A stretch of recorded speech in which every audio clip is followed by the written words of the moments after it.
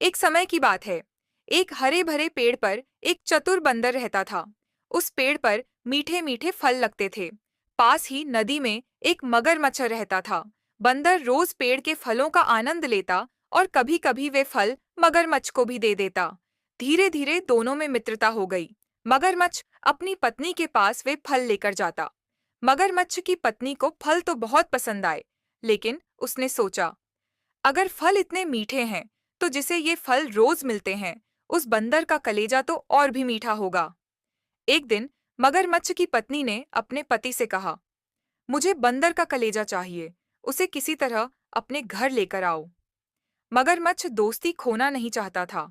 फिर भी पत्नी के कहने पर वह बंदर के पास गया और बोला, दोस्त, मेरी पत्नी तुम्हें अपने घर भोजन पर बुलाना चाहती है। तुम मेरी पीठ पर बैठ जाओ, मैं तुम्हें नदी पार करवा दूंगा। बंदर खुश होकर मगरमच्छ की पीठ पर बैठ गया।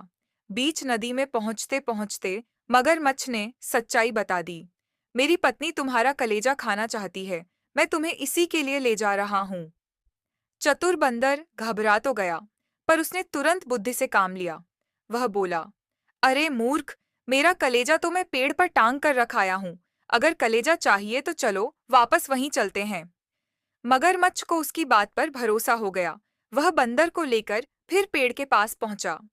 जैसे ही किनारा आया, बंदर फुर्ती से कूदकर पेड़ पर चढ़ गया और बोला, मूर्ख मगर, कलेजा कोई बाहर थोड़े ही रखता है। तुमने दोस्ती के साथ धोखा किया है। अब मैं तुम पर कभी भरोसा नहीं करूंगा। यह सुनकर मगरमच्छ शर्मिंदा होकर चुपचाप नदी में लौट गया।